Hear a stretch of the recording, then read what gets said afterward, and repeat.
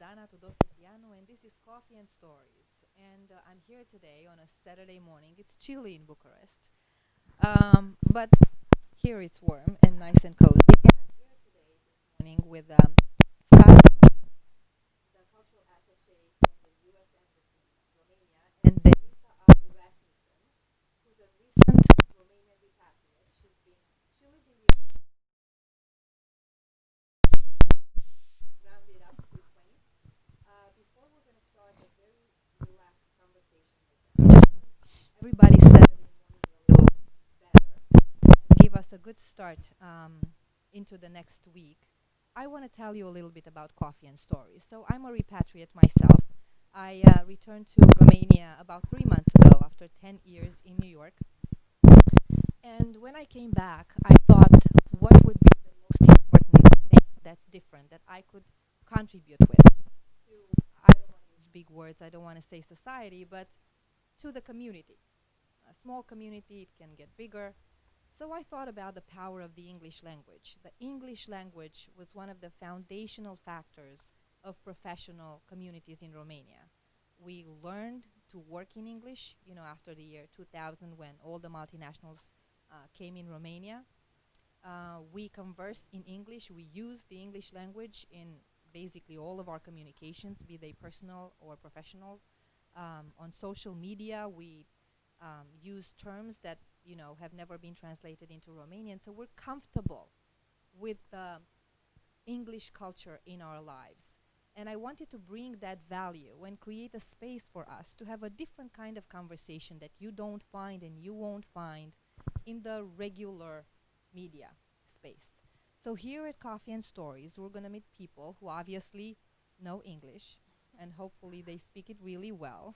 I'm not only going to invite Americans, although the three of us are also Americans, but we're going to invite people who will talk comfortably in English about things that are relevant in their lives and things we can extract and use as examples, as motivation in our own lives.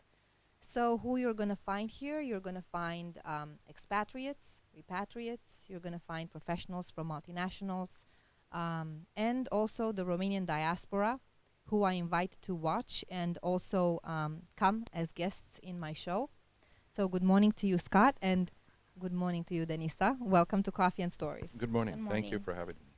Okay, this is going to be a casual conversation, and I know that in an interview, you always have to start with a comfortable question, okay? Don't make your guests uncomfortable. But I love the element of surprise, because when you don't ask something that's expected, people tend to give you an honest answer, okay? So, Scott, what does the A stand for in your name? Alan. Alan. I have an A as well, so I'm Andrea. Okay. And I also use it, just the initial in my Right. name. So I was curious. Well, if I it were use Andrea. the initial because there are two Scott Reeses in the State Department, Okay. and they're spelled exactly the same way, but one is Scott A and one is Scott E. Okay. So I use it so that people know which one Okay. they're trying to talk to. All right. Well, you passed the test. Thank so you. Alan, that's great. Okay, so I'm going to ask, the obvious question. And we actually met in my office a few weeks ago, and people ask me why I came back after 10 years. Why on earth did you come back after 20? Well, yeah, that's the question, I get every day, and I think I'm going to get it all the time. There's really many reasons, and it was just a confluence of events and reasons that determined me to come back. Of course, my family. It would be amiss if I didn't put them first. But also, there's just so much opportunity now in Romania and so much to do, and I really felt like I could, like you said, contribute a little bit to the community here. I also attended a summit in October that Repatriate put together. Their foundation to bring the diaspora back to Romania through various opportunities, entrepreneurship, but not only. And seeing all the people there from all over the world and seeing all the people here that are doing so much for Romania, it just was kind of an additional reason. And last but not least, I actually saw an article about you, Dana, and you know, it resonated with me so much, so it just confirmed that my decision was right. That's great. And these are all very serious topics of conversation. And what I love about a serious topic of conversation is that it's never that or just that. It's always, there always is a personal conversation beyond it. So people, they feel comfortable when they say, I returned because I want to contribute to a community. Maybe I want to have a startup. Maybe I have a business idea or a partnership. There's always the mental, processing that goes on. But there's a personal story, and we're going to get there. Don't worry. We have an hour. We have 50 more minutes. So we're going to dig out what makes us different, really, because the moment you say what's in your heart, it's so important to say, to be able to communicate what's in your heart, people relate to that.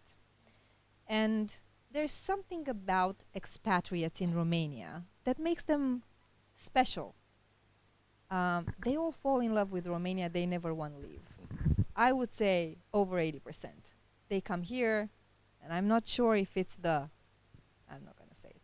I'm not. America turned me into a feminist. 10 years ago, I would have said it. Okay, I'm going to say it. I'm not sure if it's the women. Mm-hmm. Okay.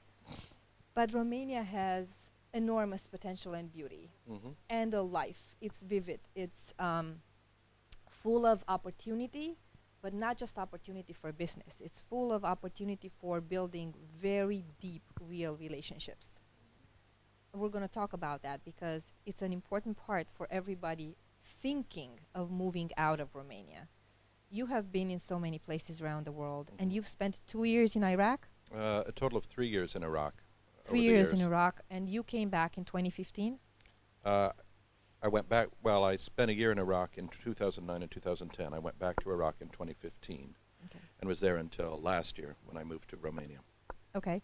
Well, I want to ask about life in Iraq, but how is the life of a cultural attaché? For people wondering, what do you do? Well, what do you do? Yeah, it's a little bit different than most countries because, as you know, the United States doesn't have a Ministry of Culture. And so culture, having been in the U.S., culture is not something that the government gets involved in the United States. But that's not the case in Romania or in France or Israel, where they have ministries of culture. So our emphasis is a little bit different in the United States in what I do, because everybody has access to American culture here. If you want to find an American singer, you can. If you want to see an American movie, you can. So we focus more specialized. One of the things we do are exchanges. You've heard of the Fulbright Exchange, for example, which is probably our premier academic program, taking Romanians to the U.S. to study, to share their research interests, bringing Americans to Romania to do research and to share their findings. We also have the Flex program, which is we are sending 35 Romanian high school students to study for a year for free and live with American families in the United States. So we have a variety of programs that go from 3 weeks to an entire year for bringing Americans here and taking Romanians to the United States. Another thing we do is we do bring over guest speakers, guest lectures. So, for example, we just have somebody that left that talked about, she's a singer-songwriter from Nashville, and she talked about intellectual property rights and the importance of not downloading illegal copies. But we bring over speakers of various kinds as well. And we also occasionally do bring over musicians, artists, all kinds of people, just so that people get a little bit different side of American culture, so that you're not only seeing the Kardashians and Cartoon Network. Absolutely. You know, you've had this, you were a student, I was a student as well in the United States, graduate student. You went there for undergrad as well, right? So you went to Georgetown? Yes. Why don't you tell us a little bit about what it is, what it feels like to study in the United States? But you were already there for 5 years when you went to college. You moved there at the age of 13. Yeah, that's correct. There's a movement now, a movement of, it's an exodus of people leaving Romania. When I decided to return, people were telling me it's the perfect moment because there's nobody left. And, you know, they were saying it, they were joking about it, but it was a bitter kind of joke. A lot of people are leaving, and a lot of people are preparing their kids for the reality of living in a different country. It may be the United States, it may be the UK, somewhere around Western Europe would be the other choices immediately after the US and the UK. I feel, and one of the reasons for my work, I feel that there's no need to live with the decision that you can't succeed in this country. You can be successful in this country if you decide that you're gonna stay and that you're gonna make a difference. But people are preparing their kids right now. There are a lot of private schools and public schools, even in public schools, but especially in the Romanian private schools, where a lot of foreigners, enroll their kids. And a lot of Romanians are preparing their kids to leave. That's the mentality. We're preparing you to be able to perform at a college abroad. And then, if you want to just stay, work, live, don't come back. I don't agree with that perspective. And I want you to tell us, you haven't really gone to you haven't done any university studies in Romania. So you only went to school there. Tell me, how does it feel to go through high school in the United States and then go to college there? And what's the mentality? How does it prepare you to see the future? Because there's one important thing in America. They never, ever give you the impression that your life there is not going to be great. Mm-hmm. You are prepared ever since you're in kindergarten to have a successful, fruitful life in that country. So why don't you tell me a little bit about your experience? Sure. And I totally agree with you. I have the same feeling here that, people kind of have this apathy about Romania, that they can't do anything here. And I'm talking about the general population. There are a lot of exceptions, but you're right. There's a lot of people leaving, and they have been for the past decade at least. So I moved there when I was 13. I entered 8th grade, and you can only imagine, the shock. I came from a provincial city in Romania, Craiova. Which one? Craiova. I was all of a sudden in Manhattan at a public school. And, it was a shock. The first few months were difficult, I'm not going to lie. But immediately I felt, and I think part of it is just being in New York City, there's such diversity there.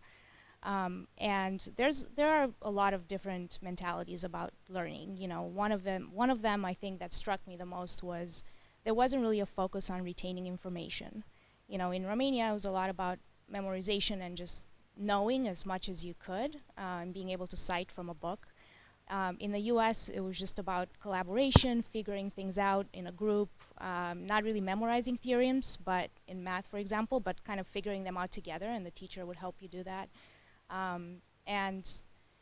took that with me to college. It was the same thing. One other thing was participation. I mean, that was really important, just raising your hand and saying, whatever thought you had or question, it was never considered stupid. You had a contribution. In Romania, it was kind of the other way around, where you kind of just had to absorb all the information. And you feared your professor. You feared them, yes. How would you ever? And you were just mortally embarrassed if you asked a question because, it was like you didn't pay attention.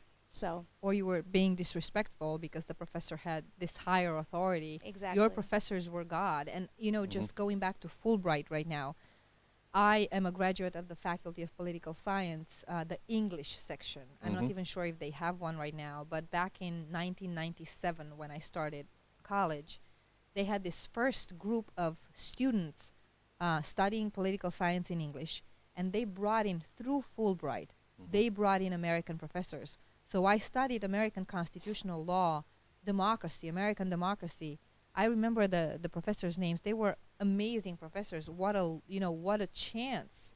What an amazing opportunity for me at the age of 18 of being exposed and first of all studying in Bucharest in English fully, completely for 4 years and with American professors. So that partnership between Romania and the United States at the cultural level, it didn't start in 1997. I think it started immediately after the revolution, right. But it became concrete when professors started to come and teach students here. Right.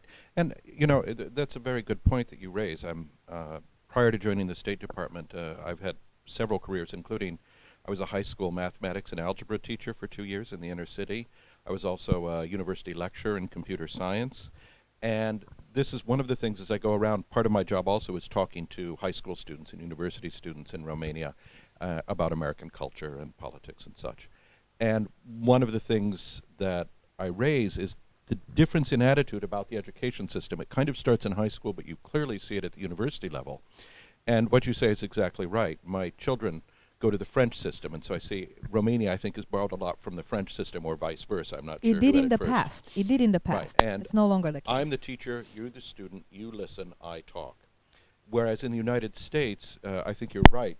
The purpose of education in the United States is not to learn facts. The purpose of education, generally speaking, in the United States is to teach you how to teach yourself down further in life. And you are, certainly by the university level, encouraged to challenge the professor. And they want you to speak up. They want to see that you are thinking, and they want you to progress. And so that's what it's about, as opposed to, as you said, here are the facts. I've memorized the formula. I know how to use the formula. I don't know what the formula means, and I don't know where it came from, but I can use that formula every time. That's exactly right. And I wish, when I came back 3 months ago, I had this dream of myself teaching at the Faculty of Political Science because I thought, for free. I wanna be able to do for the students what those other American professors did for me, and they opened up my mind. And that's the biggest gift you can give somebody. Our minds open when we change environments, when we're exposed to people who come from different environments. So from this perspective, I would encourage everybody to go and live or study in a foreign country if they can.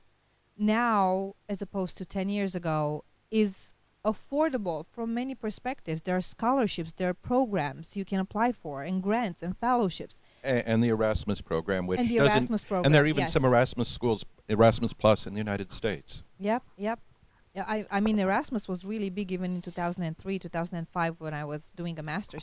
Right. Yeah, I think the challenge though is how do we get these people back? And not all of them are going to. Great question. Okay.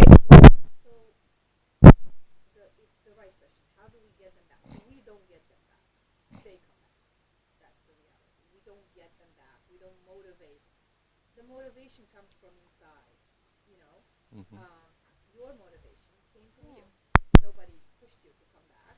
Right, but you also need some incentives, right? If you, knowing you do, or you create them. You create them. Yeah, But You find them in it's also helpful to have some kind of context to come back to. that's true, but I think there's a difficulty too. I'm reminded of an old World War I song that they sang in the United States. How are you going to keep them down on the farm now that they've seen Paris?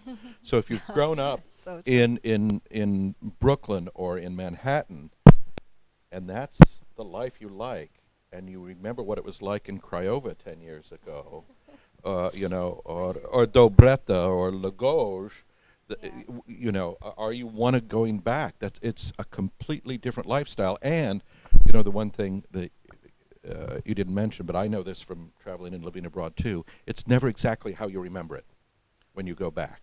It doesn't mean it's better or it's worse, it's just different. And so that can be difficult sometimes too, I think. But you're absolutely right, and that's something that Ambassador Clem and we've said before is, I think the statistic is college graduates in Romania now 30% move abroad. 30%. I've seen that statistic somewhere. It is a lot, and you're absolutely right. There are a variety of things to take into account. It's true I can make more money in the UK or in France, but the cost of living is higher, right? And maybe the educational system in the UK may or may not be better than it is here in Romania. You've got a very good educational system with your national gymnasiums and colleges. It's a difficult question. And then, of course, if you, as often happens, you go abroad, whether it's for university to work for a year or two, then the question is, you meet somebody who's from that country. And then, do they want to come to Romania as well? So it's not an easy question. Well, I seem to have lucked out, so I convinced my cowboy from Idaho to move to Romania next year, apparently. So we'll Good. see. Good. But I totally agree with you. It's a very personal decision, and you know, it's difficult.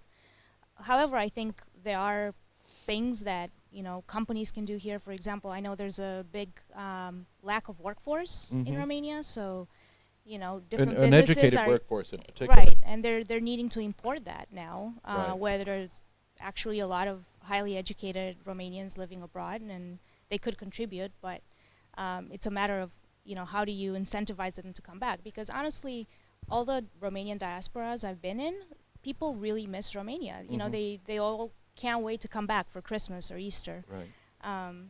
So So we have a little technical difficulty here. We only have 2 mics left, but people can hear me, right? Yes? No?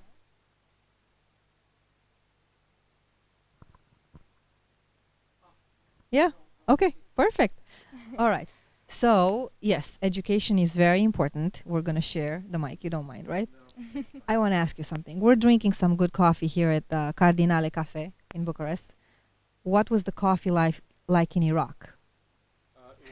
Well, it depended. They were mostly tea drinkers. Okay. And so, okay, there, sorry. Yeah, they were mostly tea drinkers, but when you did have coffee, it was the very, very strong Turkish coffee. And there was one gentleman that I used to call on regularly as part of my job. He was the head of the provincial council in Nineveh province, where Mosul is and where ISIS had its base, but this was before ISIS came in. And we would always start with tea, and then they would have coffee. But the tradition there is there's a bowl, Mm-hmm. and then somebody comes and pours in the bowl, and everybody shares the bowl. So you turn it a little bit, so you're not using the same part that somebody else did. Oh my God. And I'm not a big coffee drinker, and it was so bitter, but of course it's part of the job. I've got to drink the coffee, and so I drank the coffee. And the first time my hand was shaking a little bit, and my assistants told me afterward that was good because if you shake it a little bit, that means that you don't want any more. Okay. So they didn't refill. If I hadn't have been shaking, they would have poured more coffee for me. So Okay. very strong. Okay. Now you gave me the point for my next question to you, and then I'm gonna ask you to share your mic with Dennis, or I'm gonna give you mine. What is the most unlikely thing that you have ever done for your job in one of your trips? The most unlikely thing. I've been in the Sahara Desert for work.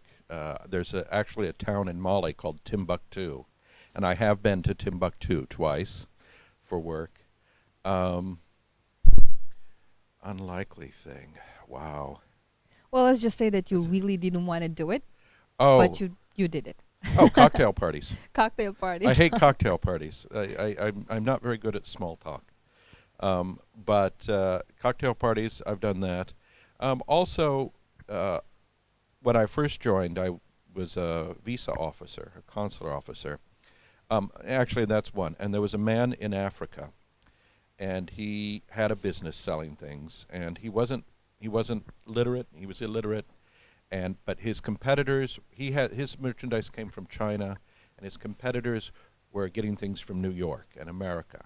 And so he came in with his 15-year-old son, who didn't even speak French, let alone English. All he spoke was a tribal language, to get a visa to send his son with cash to New York City to buy goods for him. Oh my God. And I denied him.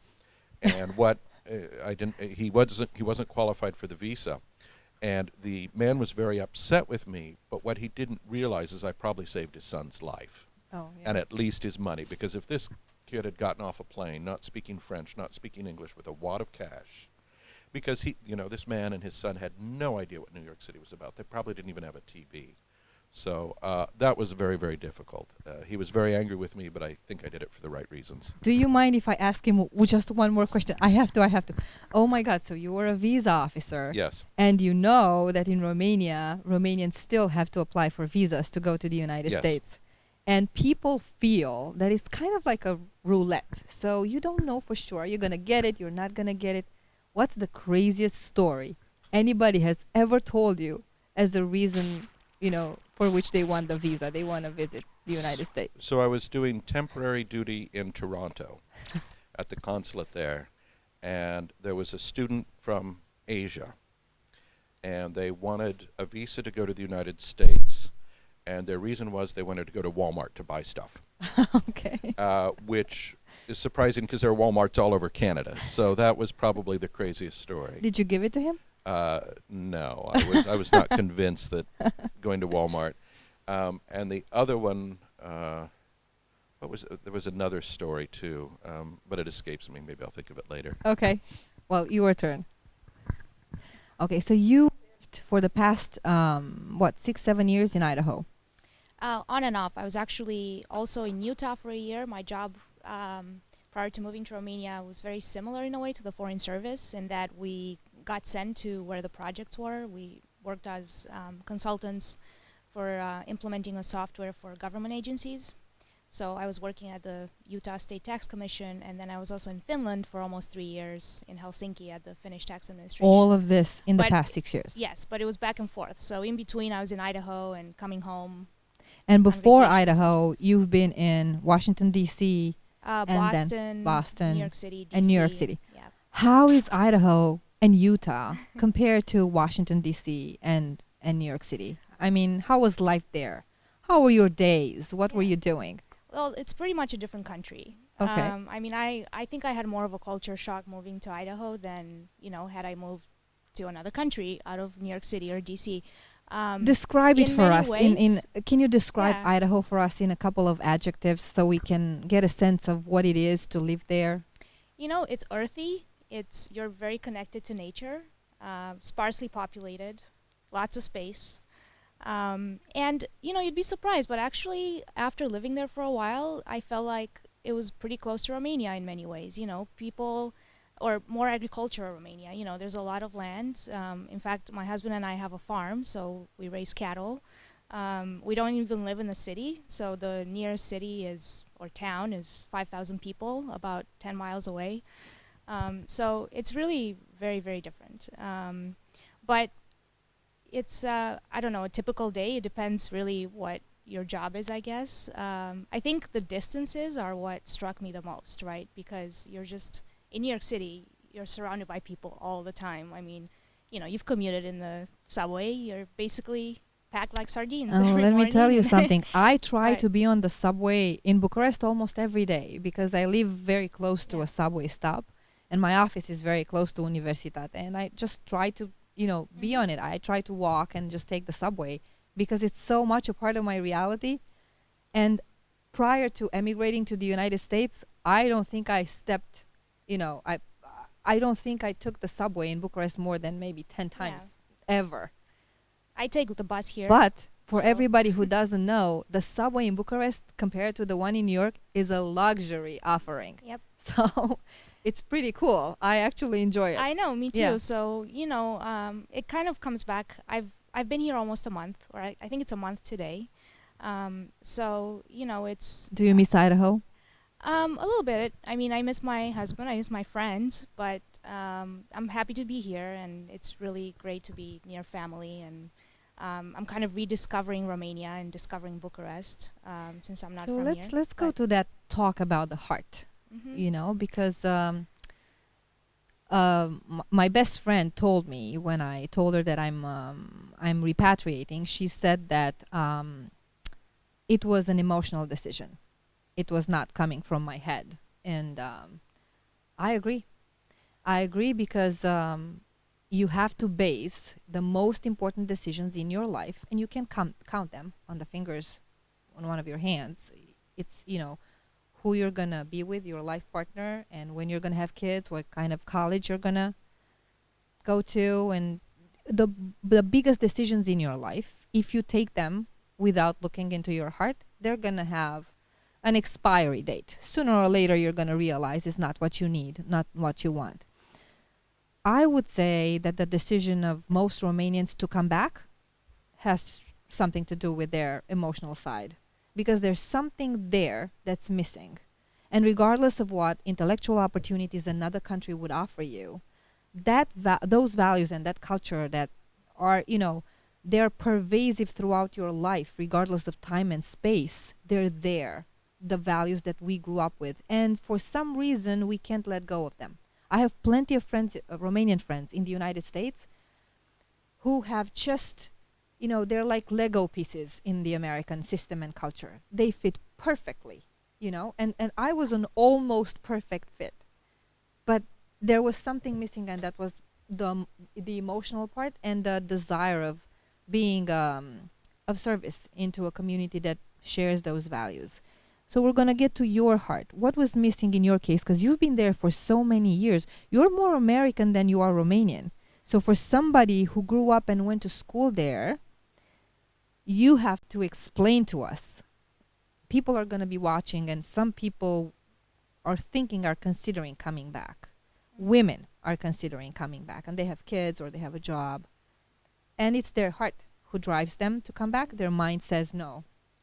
So let's talk about that a little bit. Sure. I've it's actually challenging because you said I'm more American than Romanian, and it's interesting because I've always had this kind of identity crisis ever since I moved.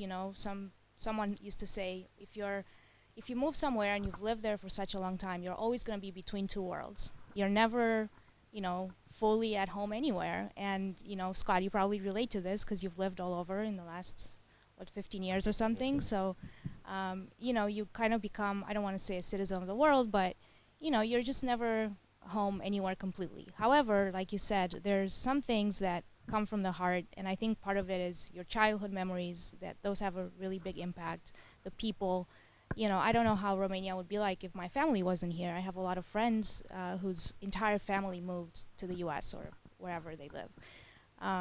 But for me, every time I spoke about Romania or I met a Romanian anywhere in the world, and my friends always joke that I'm like a magnet for Romanians because I find them anywhere.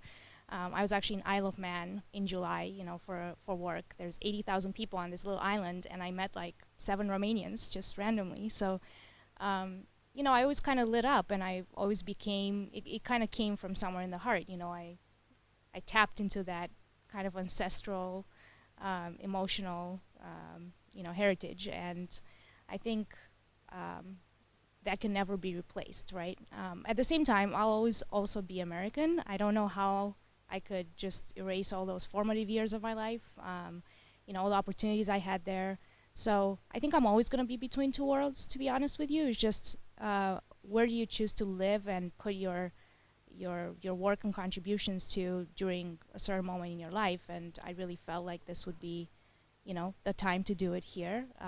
As a woman, we all know in the US, it's not the best place for supporting women to have a family and a career in terms of maternity leave and all those benefits. So after living in Finland, which is basically the opposite, I really thought twice, if I want to start a family. I think I'll be way more supported here, and I'll also be able to also have a career and, not kill myself, essentially. So have more of a balance in my life. That was one of my, the thinking process in the back of my mind. And what I've observed about my life in the past 10 years in the United States is that having kids, and I have 2 kids, having kids and, wanting to do something that's not a regular 9-to-5 job, having any other kinds of plans that would require you to just be everywhere whenever you need it, is very hard in the United States unless you're a millionaire and you just outsource everything.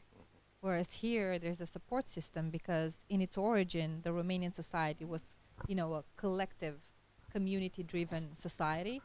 And even though we became more individualistic, we still are like that, in our hearts. So in the United States, kids leave their nest when they're 18.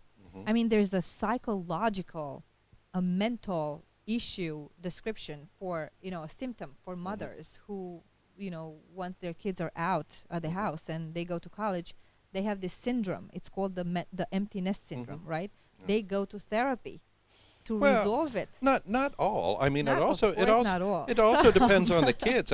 Some mothers are glad the kids are gone. Some celebrate, I guess. Yeah, exactly. It's Right, finally, and it's not my problem. Right, right. So But in, seriously, independence is a value that American kids are being taught from the moment they go in, to daycare.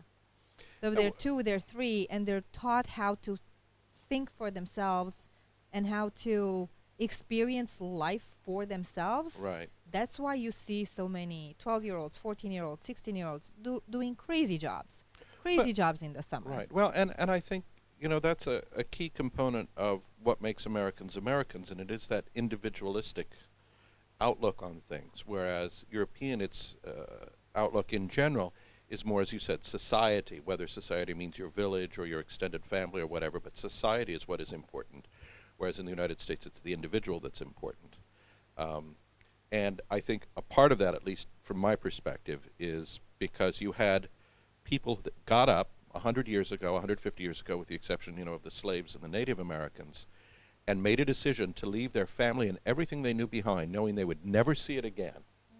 And so that took a real individualistic spirit and a willingness to strike out on their own, knowing there was no support system, knowing it was all up to them. And I think that's trickled down through the generations. Yeah, I Absolutely. definitely think that's in their DNA, especially having lived in the Northwest U.S., where all the pioneers went. You can still see the Oregon Trail going through Idaho. So I think that's definitely part of the DNA and kind of having that attitude about. I can actually explain it by way of an example. In the United States, if you want to set up a company, you have a great idea. You don't need to tell your mom and dad and your uncles and aunts and your cousins, and they don't need to comment on it, and they don't need to decide what's best for you and how you should go about it. Mhm. You kind of know what you want to do. You talk, you find the right people, they give you some resources, and then you try to make it on your own. Mhm. The power to manifest something that's within you, inside of you, is strongly connected to freedom, I feel. So the freer you are from prejudice and somebody else's perspective, experience, the better your chance to create something that's new, unique, and worthy. Mhm. Whereas here, most of the balance, is kind of in equilibrium here, because on the one side you have a support system from family and friends in Romania. On the other side, we are all in a web of relationships who weigh us down when we try to build something up from, because there's a constant feedback coming into your life about what you should do, how you should be, the problems of the system. And I said this before in another talk show. When I came back, in the first week, I would say 90% of the people I met and heard my plans told me why it's not possible. So I couldn't go into any meeting with anybody, starting from friends or family, who wouldn't tell me, it's not going to work. Did you forget what country this is? It's not going to work. So it's definitely a constant negative. If it's not negative, it's not at the level where you need to be. And in the United States, if you're looking for the positive people to encourage you, and if you need that balance, that support, you're going to find it. Right, and we have things like the Small Business Administration. We have groups called the JCs, which is the Junior Chambers of Commerce, that help spawn entrepreneurship. There are entrepreneurship clubs at universities and even at high schools.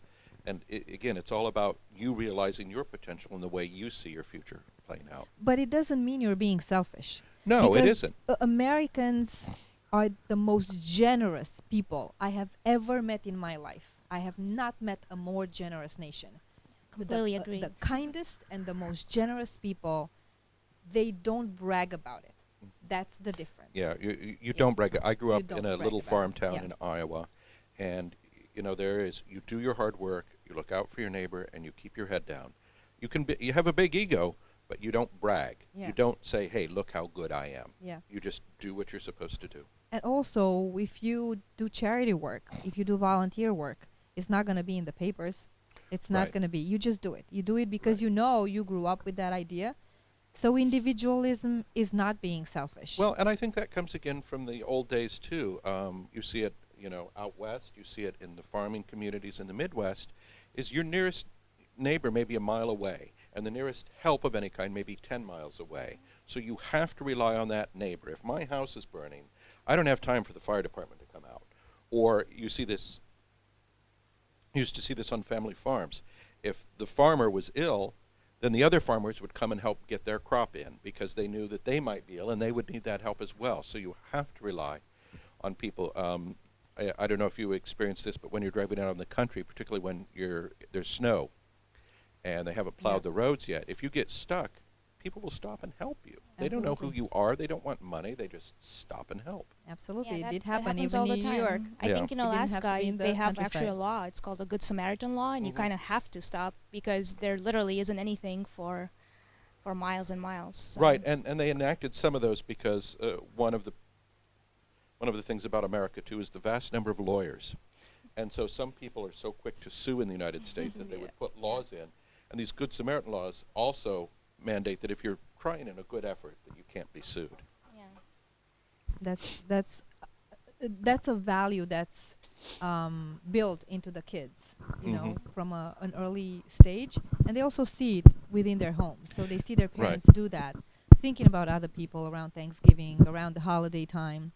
Well, and you know, this is something that comes up a lot in Romania. Is a lot of people want to find out about volunteering because volunteering is not a European concept, and in some ways it goes back to looking to society. If you go back to the communist mentality or even the social democratic mentality in Northern Europe, you know, the state is there to do that. And certainly under communism, if somebody volunteers to do something, well, that's an insult to the party because the party should be doing it. And so that was really frowned upon. But you're right, in the United States, churches, still very religious in the United States, the Boy Scouts, the Girl Scouts. Yeah, my daughter was a part of the Girl Scouts Service for 3 years. clubs, this is all done. And I think it was 2 years ago, one of the things I thought was absolutely painted a picture of America so beautifully was it was a soup kitchen at Christmas in Los Angeles, I want to say. And a Muslim community and a Jewish community got together to volunteer at Christmas for the soup kitchen. I mean, where else in the world Yeah, yeah. would you have that happen? Yeah, absolutely. And I've done that through my church in New Jersey, where I used to live. There is a beautiful Catholic church, and what really impressed me was the power of getting you to want to help. Mhm. It's not manipulative in any way, shape, or form. When you are exposed to so much kindness, Mhm. there's only one way for you to respond. And this is what I feel needs to be changed here. When you're exposed to judgment, to criticism, to the negative, pessimistic kind of talk, you will respond to it in a way. I mean, you're going to be able to put up a barrier. We're enthusiastic now. We just came back, and you know, there's something protecting our energy level right now. Yeah. But for how for how long are we going to be able to? But I put think it that's up? changing here too. I mean, it's not as institutionalized. There's not as many NGOs that are doing a lot, but there's people who have actually Absolutely. done a lot. I mean, there's Hospice, Casa Esperance, if you know, that's helping terminally ill But- people. There's a lot. Like even this weekend, a friend of mine, Tianu actually, and with a couple of people, and through Caesar Foundation, they're going to this village where there's kids whose parents are working abroad, and they're marginalized right now. They don't have that support system. That's a big problem, actually. About 250,000 kids are growing up without their parents because they're working abroad, kind of coming back to our discussion earlier. So, I mean, there's just a lot of initiatives and things happening, but of course, I think we need to talk more about them and promote them and kind of encourage others to do the same, as opposed to this negativity that nothing can be done and let's throw our hands in the air and Right. leave because, Well, I think that's so- a good point, but I think also this is something that came up in Iraq. I was talking to a group of young people who were interested in volunteering, and they were the same thing. Well, how do we create an NGO? How do we get started? And I said, you don't need an NGO. You don't need another organization. Find a small problem, and you and a couple of friends get together and figure out what you're going to do about it. You know, if there's an orphanage next door and Christmas is coming, go around and get some donations of toys and spend half a day with the toys and playing with the kids at the orphanage. That doesn't take a lot of money and effort, and you can do it with 5 or 6 friends. So start small and identify a problem in your village, in your town. And I already have several friends here in Romania, both foreigners and Romanian, who are doing private. They're having like a private group, Mhm. getting together and donating clothes and toys all around the Mhm. country, and that's laudable. It's great. I Right. wish they would speak up about it more so that Mhm. more people would join them. If you don't speak up, if Mhm. you don't show what you're doing, then people are not going to be able to find you, and then they Right. might want to contribute as well. Just Right. talking about volunteering is very different than selling your business or your service, you know? Exactly, but it also gets back into that you don't want to brag, Mm-hmm. because you don't want the story to be me. Look, I'm volunteering. It's Mm-hmm. look, we're doing good for people that otherwise might not have those. Yep. So we're close to the end. We have 9 more minutes left, and I want to speak to those people who want to come back to Romania. We're going to make sure that this talk show, reaches a lot of Romanian diaspora. You want to come back, and you're afraid for various reasons. What's going to happen to your kids? How are they going to integrate in the school system? Are you going to ever find a job that's, equally well paid as the job you had in Western Europe, in the United States? There are justifiable worries that you're having and a lot of questions you have. Is there anybody in Romania you can talk to that's going to help you answer those questions? Well, here are 3 people who can help you with answers. The US Embassy is definitely ready to help, people who want to understand if there's going to be a cultural shock. And I'm talking about American citizens Yeah. coming back to Romania, which is Sure. our case, right? Sure, and of course we are there as American citizens. Yeah. We have an American Citizen Service Office, so if your children are born here and you're an American citizen, then they will be American citizens. All those kinds of issues we can help out with. Absolutely. In terms of repatriation, you mentioned Repatriot, right? That's a platform that's very useful. It's a group of people who are doing wonderful projects together, trying to help the reintegration process of other Romanians who are coming back. And when I say reintegration, I also mean helping them be successful here. Because you want to come back to Romania and be successful. Otherwise, why would you, make the change? So we have that platform, and we have to draw on the examples of people who already came back. How has your experience been? You've been here less than a month, or about a month? About a month today, actually. So Okay, just give me an idea of what were the issues you had to resolve, like something that's logistic or it's Yeah. bureaucratic, or what were the hard issues and what were the easy issues when you came back? I mean, honestly, so far I've had a really good experience. I know that sounds really strange because all I hear is how bad everything is around me. I mean, bureaucracy is difficult anywhere, right? So that's kind of one point I wanted to make is about the mentality here. I hear a lot that Romania is like the worst in everything. But honestly, I mean, anywhere you live, you have to deal with issues, and bureaucracy is one of them. But to give you an example, I actually I had to get a Romanian driver's license, and I had one about 10 years ago, but lost it. Anyway, had to get a new one, so I had to get a medical form, which was extremely efficient, 40 minutes in and out. I don't think I could have done that in the U.S. And then made an appointment online at the police station, waited for like 2 minutes, got a picture taken, came back in an hour, got my license. We're talking So, about Romania. Yes, we're talking about That's Romania. awesome. So, I mean, I just want to say that it's not all bad. And of course, I have only been here for a month. I don't own a business, so, I know that can be challenging. And, speaking of repatriate, that's one of the things they focus on is bringing Romanians back through entrepreneurship, but and also like helping them start the business, offering mentorship. I mean, there's just a lot of resources, and they have a website that has success stories that are very inspirational. So, I think part of it is just keeping positive, trying to not pay attention to all the negative noise. I know it's really difficult, but I'm going to try to keep that as much as possible. And I'm glad that you have this talk show now that I think will inspire a lot of people and hopefully keep the conversation on a positive level. So talking about keeping the conversation at a positive level, I want to end, and I will end every edition of Coffee and Stories with a moment of sweetness and positivism and reflection, just to get us started on the new week. And what goes really well with coffee? Well, it's chocolate. And we have chocolate boxes over here. If you want to reach for yours, it's a beautiful box of chocolates called Tim. It means te iubesc mult. And we're going to open it. And we're going to take a little box out. Can we see the boxes? Can we see what we're doing right now? It's a little gold bar with chocolates inside. But what's really fantastic about it is that there's a message inside. So you guys can eat the chocolate to make your day a little sweeter. And I'm gonna read my message. Okay. Well, this is great. There is a special category of deaf people, those who want to hear only what they have to say. I really hope this doesn't involve us today. It's a Tudor Mușatescu quote, so a quote from a Romanian. What do yours say?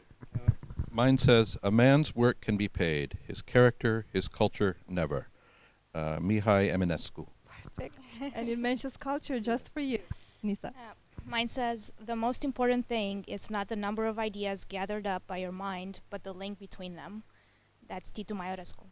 Perfect. So 3 Romanians who were so important in creating our culture. And I'm really glad that you were here today for the start of Coffee and Stories. And if we were to, let me see how much, we have 4 more minutes. We have a lot of time. You can eat your chocolate. Oh. I'll save mine for later. You'll Thank save you. it later. Yes. You have a special box to take with you. Thank you. So just, every ending moment of a talk show has that wisdom moment. Okay, what are we gonna take away from this show? And if you would leave the guests with a thought about what being in a different culture really means and what it does to you personally, how does it transform you? Because I'm sure you miss home. Don't you miss your home? Well, I do and I don't, but having lived abroad for most of the last 15 years, I don't know what home is anymore for me.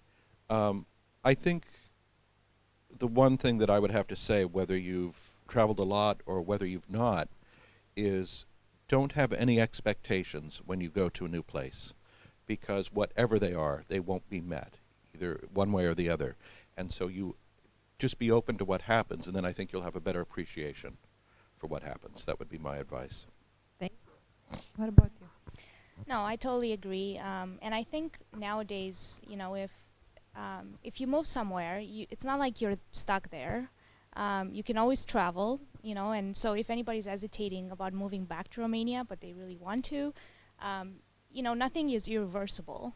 But I think it's always better to do something than not to do it. If you think about it a lot and you talk about it a lot, it's probably, it's trying to tell you something. And I just think it's important to stay positive and see the good things of every new place you move to, and just take advantage of that, because you don't know how long you're going to have it for. So I know in your case, you're only here for 2 or 3 years or something. Yes. So, yeah.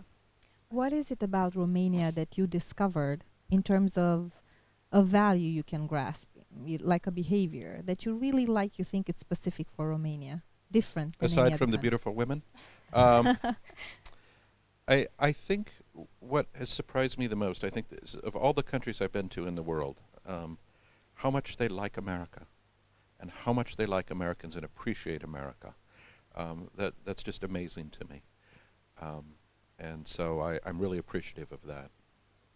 We are political science, international relations grads. There's an explanation for that, because Romanians understand what America has contributed to the development of their country in the past, before the communist regime, during and after. I mean, especially after, where the presence of American culture in our lives has made us into what we are today.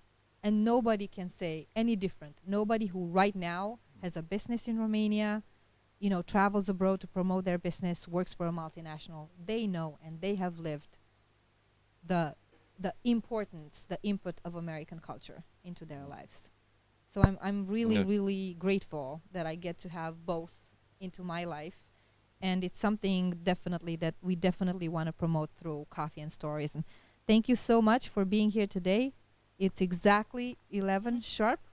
Thank you for watching. We're going to promote this show wherever we can, where people need to find a space for conversation in English with people who come from Western European American culture, because I believe, and there are so many people who believe in the importance of preserving the values of this culture. For us to stay free, for us to be strong, to fight for democracy, we need to be truly, truly rooted in this culture and never take steps back. Thank you so much for watching, and thank you for coming. Mulțumesc. Thank you, Dana. Thank you.